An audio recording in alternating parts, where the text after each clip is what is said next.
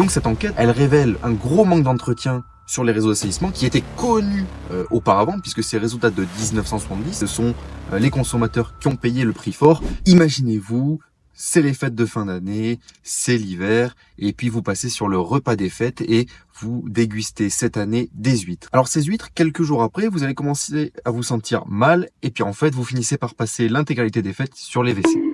Eh bien écoutez, c'est une histoire qui s'est vraiment passée pour le coup sur le bassin d'Arcachon, et en fait, c'était des huîtres contaminées. Aujourd'hui, on va plonger dans une enquête très intéressante autour des rejets d'eau usée, d'un réseau d'assainissement mal entretenu, et surtout, qui est responsable de cette histoire. Vous êtes avec Hugo, ingénieur en eau, et aujourd'hui, on va parler de cette enquête qui s'est passée à l'hiver 2023 sur le bassin d'Arcachon.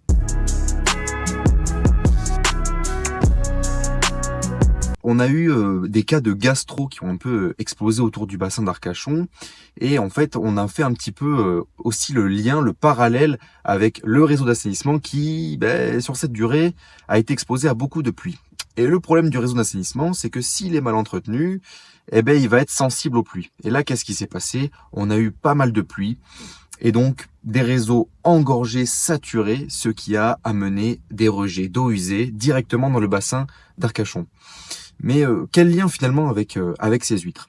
Eh bien, il faut savoir que les huîtres, donc c'est une espèce en fait qui habituellement filtre l'eau à travers ses branchies. Finalement, elle va récupérer tout ce qui va être des matières organiques, des matières en suspension. Elle va aussi consommer pas mal de microalgues. Donc, c'est une espèce très intéressante pour éviter la prolifération d'algues qui crée un appauvrissement du milieu naturel. Sauf que ce qu'il faut savoir aussi sur les huîtres, c'est que c'est un refuge naturel pour ce qu'on appelle les norovirus. Donc les norovirus, c'est une famille de virus, tout simplement. Et dans cette famille, on va retrouver le virus de la gastro.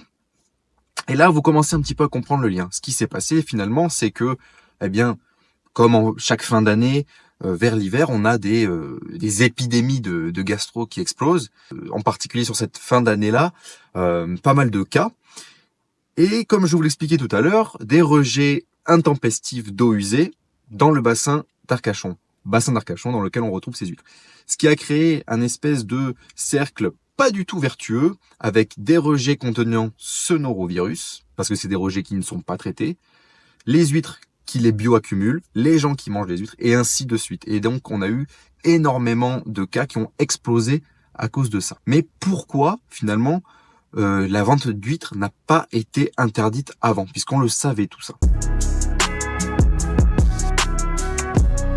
Donc sur cette seconde partie, on va un petit peu parler des différents acteurs. Donc on va avoir le syndicat intercommunal du bassin d'Arcachon, le SIBA que j'appellerai, avec son président qui est le maire d'Arcachon et sa directrice. On va avoir aussi Veolia et sa filière Eloa qui en fait découle de Veolia et qui est en charge de la délégation de la gestion du réseau d'assainissement. Et puis on va avoir aussi les services de l'État, comme la police de l'eau ou même l'ARS, l'agence régionale de santé. Alors ce qui s'est passé, c'est pourquoi on peut se poser la question. On était un petit peu au courant, on connaissait un petit peu l'état du réseau, on savait qu'il n'était pas bien entretenu, on avait très souvent des débordements, des inondations dues à trop d'eau de pluie qui s'infiltre dans le réseau puisque mal entretenu, et donc derrière, immédiatement, un rejet d'eau usée. Alors à ce niveau-là, qu'est-ce qui s'est un petit peu, comment les choses se sont déroulées?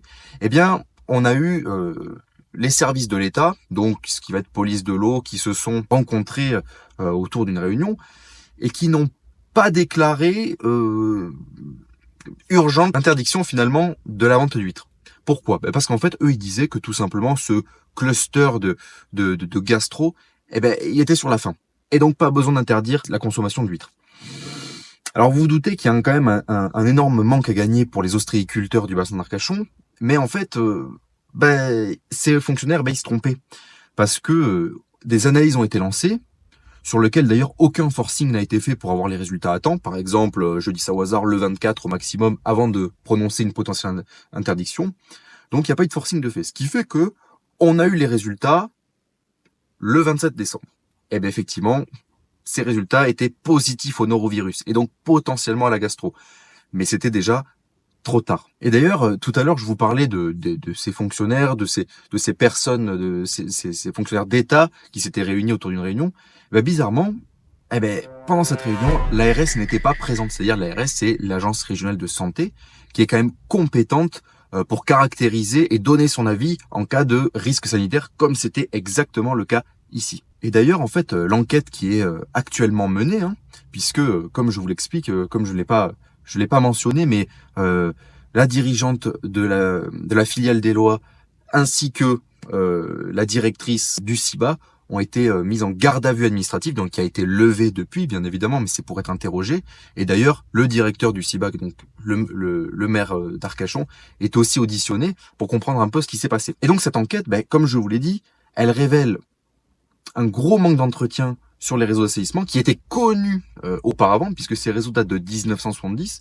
Donc on savait déjà ce qui se passait dessus, les inondations, les infiltrations d'eau, de pluie et les rejets finalement d'eau usée sans traitement.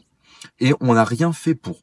Aussi, même l'enquête va plus loin puisque potentiellement les dirigeants auraient essayé finalement de désengorger le réseau avec l'utilisation de pompes pour finalement vider les réseaux jusque dans le bassin d'Arcachon une fois de plus. Donc avec des rejets qui seraient aussi volontaire. Donc finalement, ça me permet un petit peu de passer sur cette dernière partie. Quelles sont les conséquences, quelles ont été les conséquences de ce scandale et qu'est-ce qu'on peut y faire? Tout simplement, les conséquences, c'est très simple. Quand on fait une erreur comme ça, quand on vient polluer un milieu, c'est normalement d'abord le milieu qui en pâtit, mais là, pour le coup, vu qu'il y avait une consommation d'huîtres, ce sont les consommateurs qui ont payé le prix fort. Et on peut aller encore plus loin, on pourrait se dire, effectivement, maintenant, si à l'avenir on voit des huîtres du bassin d'Arcachon, est-ce qu'on n'a pas perdu confiance en ce produit? Est-ce qu'on ira acheter plus tard ces huîtres ou non? Donc ça, c'est quelque chose qui pourrait être très délétère d'un point de vue économique et surtout pour les ostréiculteurs.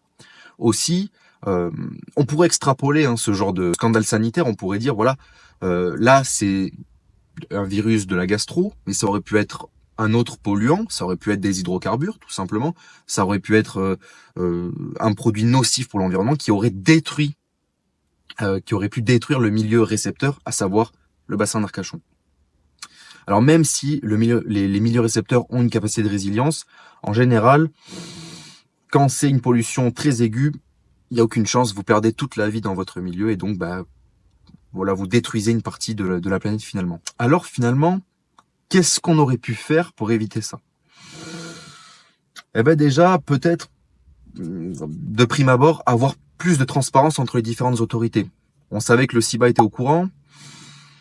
Derrière, Veolia était aussi au courant puisqu'ils exploitent ce réseau d'assainissement. Donc, pourquoi on n'a pas mis en place des choses? Pourquoi on n'a pas fait évoluer le réseau d'assainissement qui date de 1970?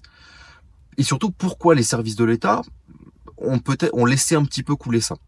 Alors, il y aurait plusieurs réponses à ça, mais on peut se douter que effectivement, fin d'année, c'est là où on a la plupart de ventes d'huîtres pour les fêtes. Bon, peut-être que finalement on voulait pas ébranler le marché parce qu'on aurait potentiellement des grosses pertes économiques. Et aussi, deuxièmement, tout simplement, pour régler ce genre de problème, ça va être tout simplement la modernisation et beaucoup de travaux sur ce réseau d'assainissement. Voilà. En 1970, on prenait peut-être pas en compte, on n'avait pas autant d'habitants et on prenait beaucoup moins en compte les pluies.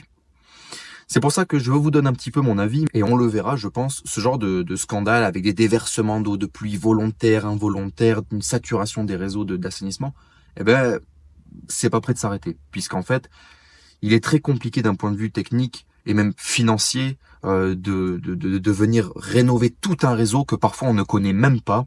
Et comme je vous l'expliquais, ça coûte énormément d'argent et ça prend beaucoup de temps. Alors avant de conclure cette vidéo, moi j'aimerais vous poser une question et vous pouvez me répondre dans les commentaires. Pensez-vous qu'il faut sanctionner les responsables? J'entends par là tous les acteurs que j'ai cités, à savoir le CIBA, Veolia ou même les services de l'État. Voilà, n'hésitez pas à me répondre en commentaire. Si la vidéo vous a plu, n'hésitez pas à laisser un like, un petit commentaire et aussi abonnez-vous pour ne pas rater les prochaines vidéos. Je vous dis à très bientôt. Bye bye.